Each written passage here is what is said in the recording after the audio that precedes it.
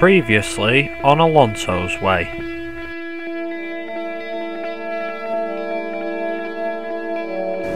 We're going to rev up to 5 red lights here at Singapore. It's lights out and away we go. We get a pretty decent start, but the Mercedes of Hamilton and Rosberg are probably going to get a better one as per usual. Moving on to the end of lap 3 and coming on to the end of lap 3 actually. You see a Red Bull in front, Danny Kvyat going very, very slow. I believe he lost his front wing. Absolutely nothing happened. Honestly, we led away, we extended the gap even more. And we're going to come around the last 2 corners at Singapore and win our 3rd race in a row here at the Marina Bay Street Circuit.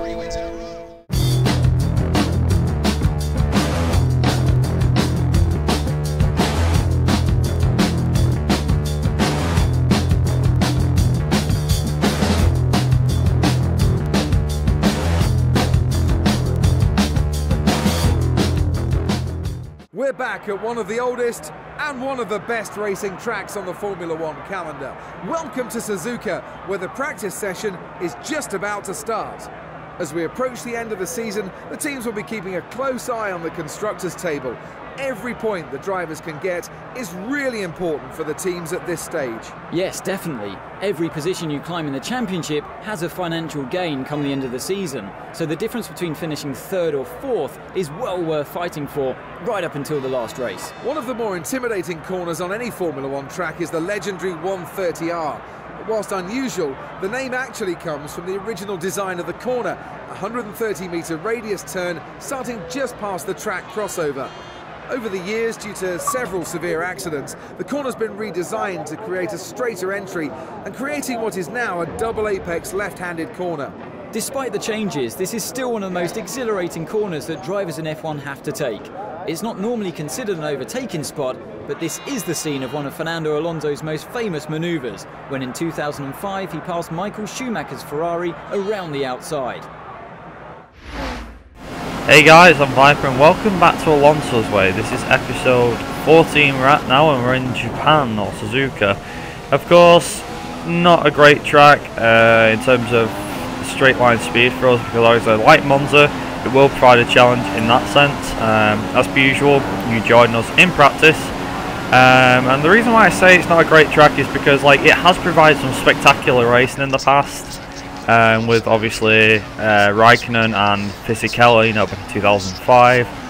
I think in a few years before that as well, there was a few battles going on between Schumacher and Hakkinen, I think back in 2000, and all that. But unfortunately, it's also home to one tragic event, which is, as you guys remember, last year, which was Jules Bianchi going off at the very corner we're at now, going off into one of the recovery vehicles. Obviously during that it was heavy rain conditions, very heavy rain, and visibility was very poor, so I know it's a bad thing to bring up, because obviously he died I think about 2 months ago now, so which is obviously very tragic, and a lot of people are still, obviously everybody's still missing him now, because it's been 2 months, but he's still in he's still in our hearts, he's still going strong. Anyway, to brighten the mood back up again, I just wanted to get that out of the way, but to brighten the mood back up again, this episode is going to be, obviously, it's going to be a weird one, because what I mean when I say weird, I mean the car, it doesn't exactly suit the track, and the last half of the season now, I think we should be getting into some difficult tracks now. There's some good ones like Brazil and things like that. But tracks such as Mexico and I think Abu Dhabi, they've got very long straights now, so we haven't got straight line speed. So those races are going to be very tricky to win, and also to get a podium. So should expect some fascinating races in the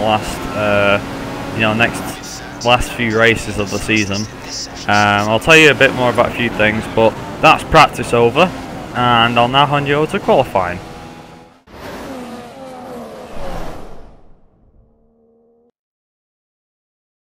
Welcome to the only figure-of-8 track on the F1 calendar. We're here at Suzuka for qualifying today ahead of the Japanese Grand Prix.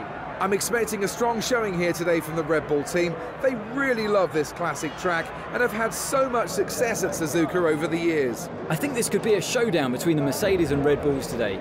The Red Bull team have enjoyed incredible success here over the years, but the Mercedes package could be too much for the Milton Keynes-based team. Right, so qualifying time for the Japanese Grand Prix. It's overcast, so it's not great, but you know, dry weather conditions, so that's good. Hopefully it doesn't rain. Immediately from the get-go, as you can see, Bottas at the front, and Massa. 2 Williams are already ahead of us, and we get into the lead coming around this first corner. But like I said, this is going to be a very tight qualifying. I watched Nidges, who's doing a button bounces back thing. I mentioned him a few episodes ago, I think. I might have been Bahrain quite a long time ago. But basically, there's a guy who's doing Japan. He's done Japan already. He's actually like an episode in front of me, 2 episodes actually, because he's doing America next. But going through the first sector, we're actually still in the lead, and we've got a purple first sector, which is pretty good. We accidentally cut that corner there, actually slid out, and that compromised our line through the corner, thanks to the brakes locking up. This corner as well, as you'll see in the race as well, I actually struggled at. I don't know why obviously AI never seems to show them because they're AI, but as you see, we did struggle there. But yeah, a few things to mention about his was that he had a very tight qualifying, and the race was quite good as well. And obviously, you know, like I said, he's like an episode in front, but I advise you to go and check him out, as we do cut the corner big time there. So that was kind of a cheat, you know. I'm being like people who cheat. So not looking at anyone in particular, but you know, people who cheat. You know. Anyway, going into the last 2 corners now. We're just I don't even know if we're gonna get a pole, but as you see on that last corner, we seem to pull away from Hamilton's Mercedes. However, at that straight line speed, we actually take the inside line for the corner, and that's P1. I don't know how many pole positions we've had this season. I think we've had about 3, maybe 4 even. So we're quite lucky to get that. Obviously, Alonso's always happy with this. Every qualifying report, he's always happy. Hand you over to the commentators.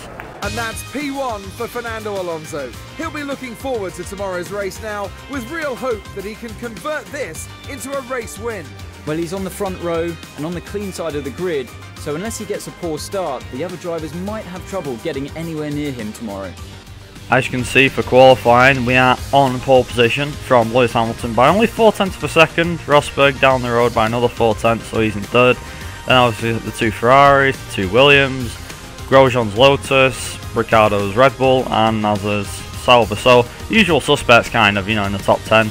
See, both Toro Rossos and both Force Indias failed to make it into the top 10. Maldonado, obviously Ericsson, our teammate Button, and Danny Clear, obviously usual suspects. So it kind of takes a pattern, you know, a certain pattern. Obviously, the 2 manners are at the bottom of the timesheets, but not a great qualifying for them, of course. But hopefully, Button can make up some positions in the race. We've got pole. Hopefully, we can carry this sort of, you know, we can carry this pace over to the race.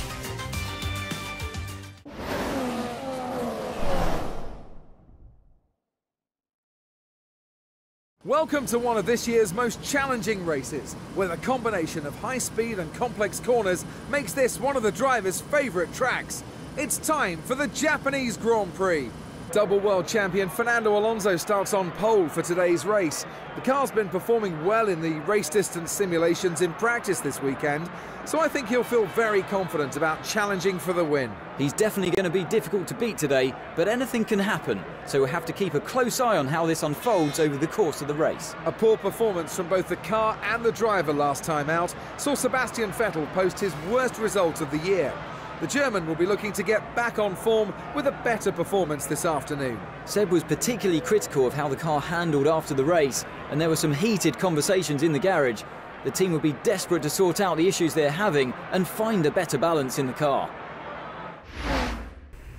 Right, so it's race day here at Suzuka, and immediately I'm going to load my setup, as I usually do every episode. I load my setup, go to race strategy, and yet again I cannot select. I kid you not, I don't know whether this is a glitch or something that coders have fixed or implemented into the game, but basically I cannot change tyre compound, so I have to start on the options. But then again, I'm not too fussed about it, you know, we're on the quick of the tyre in the end. But anyway, let's join Alonso down on the grid. Okay, so we're revving up to 5 red lights here at Suzuka. It's lights out and away we go. And immediately from the get-go, it's us versus Hamilton going down to first corner. And immediately with his Mercedes engine, he's able to get past us going into turn 1. and it's not actually that bad, considering we've managed to slot in behind Hamilton. We've not had Rosberg take us, so we've only lost one position. And as we go through this first lap, you actually see how much Lewis Hamilton pulls away. But it was, like I said, it was a bit of a weird race this, because even though we qualified in pole, I think we had exactly the same pace as the AI throughout the whole race, so they didn't gain on us too much, but then we didn't lose time to them too much. If they did get past us, like Hamilton is now. I don't know why, but they never seem to get away. Like, it looks like he's going to get away as you come to this next corner here. As you see, I lock up my, I think it's my rear brakes. I locked up my rear brakes, and immediately the Mercedes is, you know, it's just pulling away. But in the third sector, now this is obviously where things get a bit easier.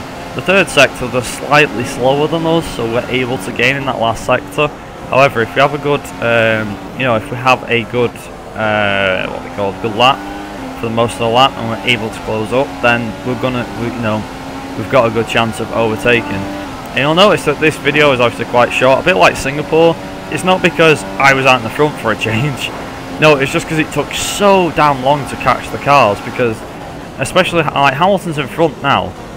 I think it took like 2 or 3 laps before I caught him up, and then I went for the overtake, and then anyway, I'm not going to go ahead of myself here, but as you see, going on to lap 2 there, obviously we were 1.1 seconds, but I think we're on lap 4, going on to the end of lap 4, and it took us nearly 3 laps to catch him. Going into the last corner though, and this is where it gets a bit more interesting. Now you're thinking, oh, well, how can it?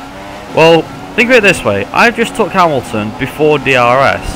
Now, not 1, not 2, as you'll see Rosberg fly past me, but 3 cars overtake me in the course of a straight. Now, this is where things get a bit more interesting.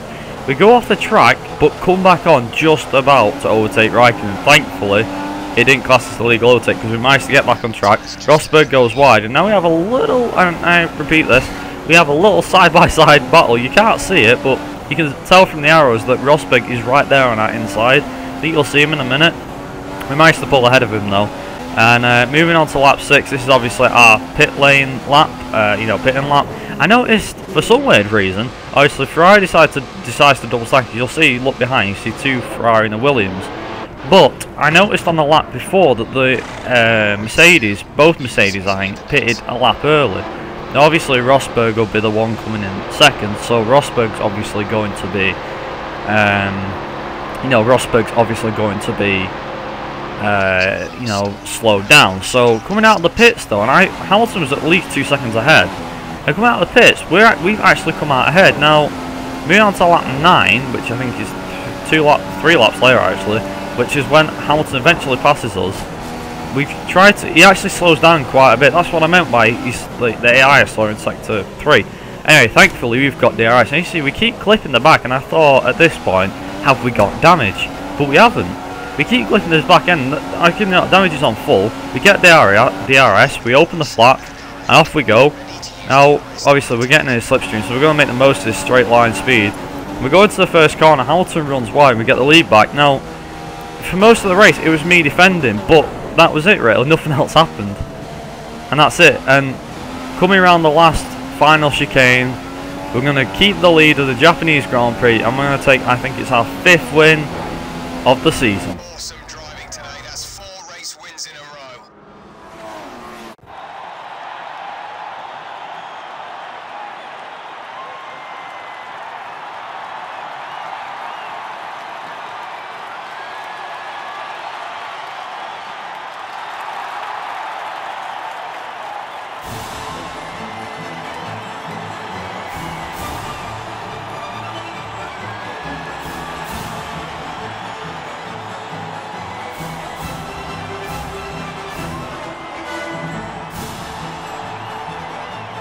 What a performance it was from McLaren today, outclassing the field to take the race victory. It really was a great performance, and one that I think will be remembered for a long time to come. That's it for today's Grand Prix, and from Ant and I, it's goodbye, and see you again next time. So there are your final race results. Ourselves, Fernando Alonso wins from Lewis Hamilton by a second. That gap managed to extend on the last lap. I don't know how, but it did. Rosberg 10 seconds behind, so that's how much me and Hamilton were ahead of him, despite the fastest lap comparison. Raikkonen and Vettel 4th and 5th, Bottas 6th, and it's Ricciardo 7th, Massa 8th, Verstappen managed to get himself onto 9th, Grosjean slipped down to 10th, then it was Nasser 11th, Perez 12th, Hulkenberg 13th, so not a great day at the office for Force India, not scoring yet again. Toro also managed to score at least one of the cars. Danny Kvyat moved up, Carlos Sainz moved down, as you can tell.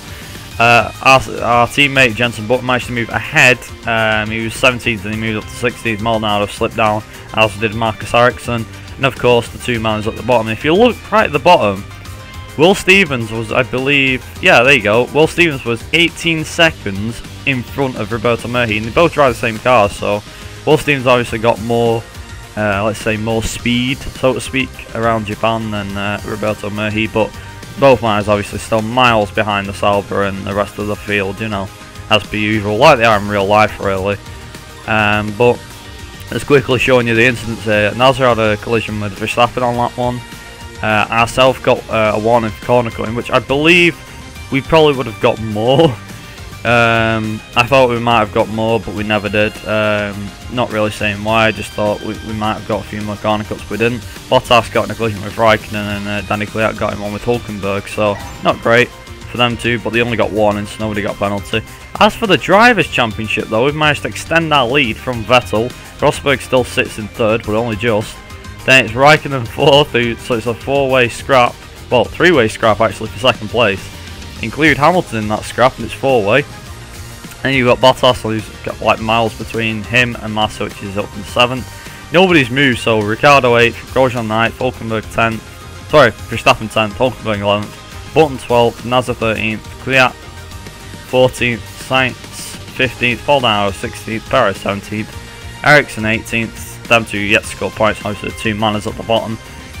So, you know, still 4 non-point scorers. I think Perez and Ericsson should be able to at least score 1 point by the end of the season. So, you know, here's to that. As for the constructors, again, nobody's moved. Ferrari and Mercedes, the gap between them two is very, very close now. It's only 19 points. If Mercedes can get better results than Ferrari, then, you know, hopefully things will go for the better. Ourselves and Williams are still for a scrap. Then there's like a 5-way scrap between Red Bull, Lotus, and Toro Rosso. Well, Toro Rosso, Force India, and Sauber, and obviously Manor at the back with no points. But I think between Force India and Sauber, that'll be a close fight. Same with Toro Rosso and Lotus, and of course Red Bull and Lotus. So that'll be a close fight. But like I said, we're still we're 45 points in front of Williams, so we're still going to keep 3rd in the constructors, which is still pretty good. But yeah, that's it. That's all for episode 14 of Alonso's Way. If you did like the episode, make sure to hit the like button, and of course hit that subscribe button if you're new. Yeah, next episode will be around Russia, so that'll be a pretty weird, interesting. Well, it'll be a weird race and an interesting one, because I think Russia's one of those tracks. Obviously, it was new last year. It'll be very different to drive this year with the 2015 cars. I don't know about our setup, you know, for it. So hopefully we do good. Anyway, I've been Vipe Racing. You guys have been awesome, and I'll see you guys in the next episode. Ta-ra!